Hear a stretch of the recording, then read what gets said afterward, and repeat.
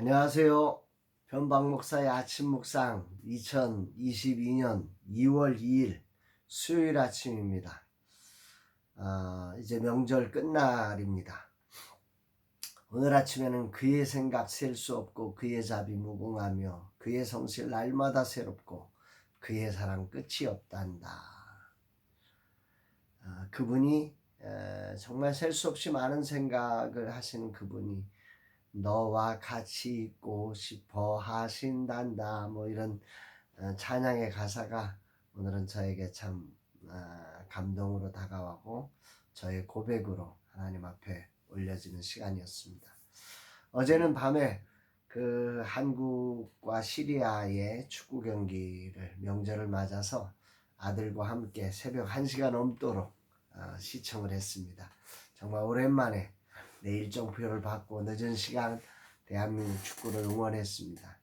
10회 연속 월드컵에 진출한 대한민국의 승전보를 아들과 함께 보는 내내 여러 생각들이 올라오는 걸 느꼈습니다.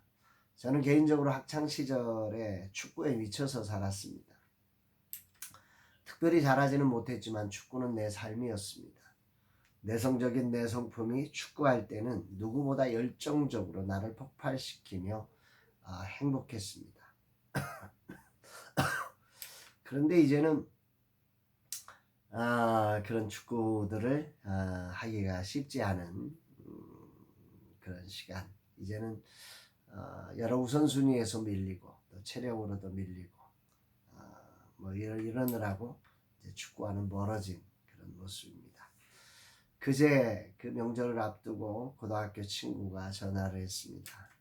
내년 정년퇴직을 앞두고 앞으로 할 일을 준비하고 있다고 합니다. 요즘 어깨 회전근 파열로 눕는 것이 어렵다고 그러면서 우리 나이는 안 아프면 이상해 이런 소리를 했습니다. 이 말이 자꾸 명절 내내 제 귀에 쟁쟁거렸습니다. 벌써 그런 나이가 된 건가 하고 말입니다. 명절의 끝날입니다. 내일부터 다시 일상으로 돌아가는 오늘 부른 찬양의 가사가 저의 고백이 되어서 하나님이 나를 향하신 생각이 셀 수 없고 그분의 사랑이 끝이 없고 그런 나이가 되었음에도 불구하고 날마다 성실하심으로 새롭게 다가와 꿈을 주시고 인도하여 주시는 그 경험들이 얼마나 감사한지 모릅니다. 정말 할렐루야입니다. 오늘 이날 주님은 어떤 말씀으로 인도하실까? 본문에는 방언으로 기도하는 사람들이 취해야 할 아주 중요한 방향성에 대한 말씀을 주고 계십니다. 그 요절 같은 말씀이 13절 14절인데요. 그러므로 방언을 말하는 자는 통역하기를 기도할지니 내가 만일 방언으로 기도하면 나의 영이 기도하거니와 나의 마음은 열매를 맺지 못하리라. 방언으로 기도하는 사람은 통역하기를 힘써라. 왜냐하면 방언으로 기도하는 것은 내가 영으로 기도하는 것인데 나의 마음은 그걸 알지 못하니까 내 안에 열매가 없다. 그러면 이런 이야기죠. 메시지 성경은 이 부분을 조금 더 우리가 이해하도록 해석된 번역을 합니다. 자기만 아는 기도의 언어로 기도할 때는 그 경험을 혼자서만 간직하지 마십시오. 방언으로 하는 기도는 다시 말하면 혼자서만의 경험, 추억이라는 거죠. 다른 사람들을 그러한 사귐으로 이끄는 안목과 능력을 구하십시오. 그 하나님과의 체험이 다른 사람에게로 흘러갈 수 있도록 그 뜻을 분명하게 알아내도록 이 통역을 구하라는 거죠.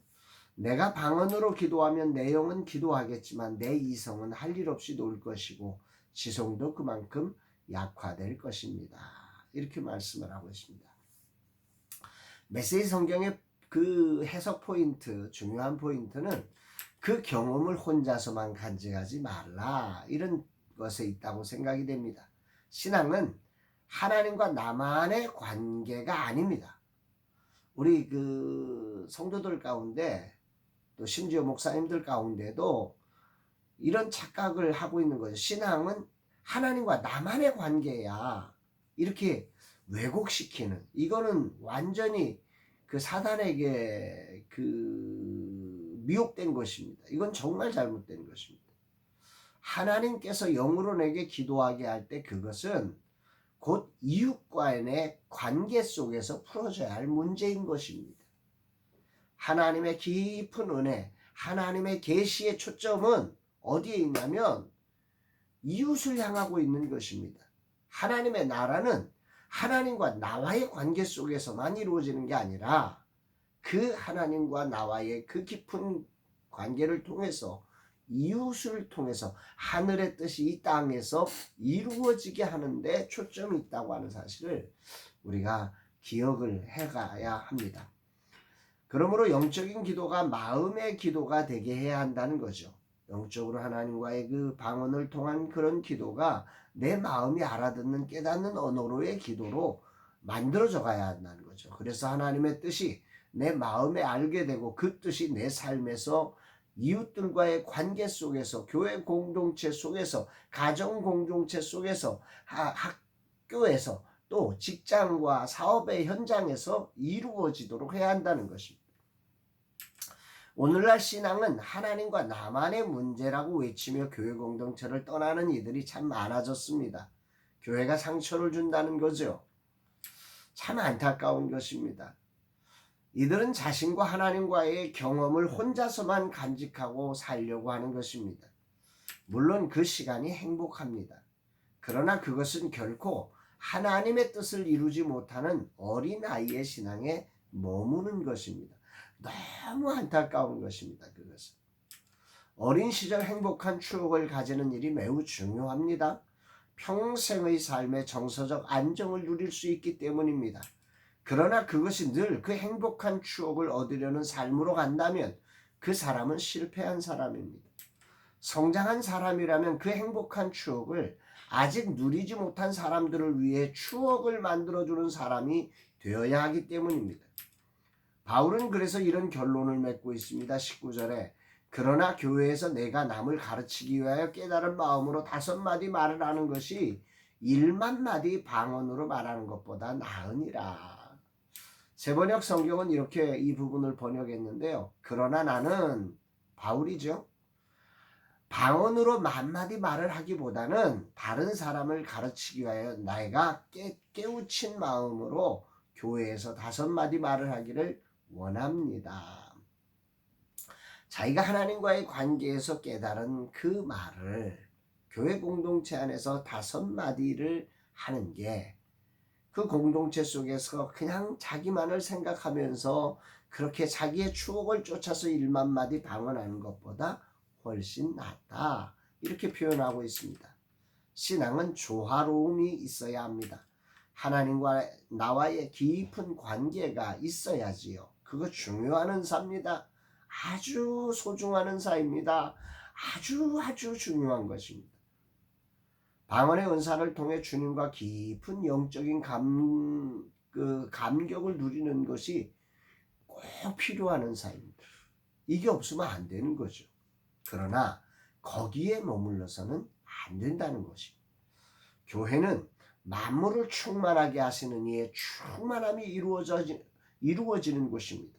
그 놀라운 일은 그렇게 하나님과 나와의 그 감격스러운 그 사건은 알아들을 수 있는 언어로 또 다른 사람들에게 전해져야 하는 것입니다. 그래서 그 충만함이 교회 안에 나를 통해서 다른 사람들에게도 이루어지게 하는 것이 교회입니다. 하나님과의 관계는 반드시 교회 공동체를 통해서 성도들과 더 나아가 이웃들에게로 전해져야 하기에 방언의 은사는 통역하여 모두가 알아들을 수 있도록 기도하라는 것입니다. 모든 은사는 영혼을 온전케 하며 교회를 교회되게 하는 것이 목적입니다. 내 안에 머물러 나만의 추억으로 쌓아지면 그것은 썩어버립니다. 은사의 본래의 가치가 다 사라지는 것이지요. 나와 다른 사람들과 만나는 일은 늘 힘겹습니다. 나만의 추억의 자리로 가서 그 추억을 곱씹으며 추억에 잠기며 살아가는 삶은 고상해 보입니다. 그러나 그것은 진정 만물을 충만하게 하시는 이의 충만함이겠든 교회의 모습은 아닙니다. 추억은 사명이 되어야 합니다.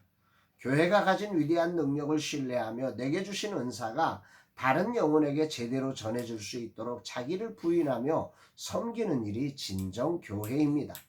부모가 자식을 섬기는 일이 쉬운 것이 아니지요.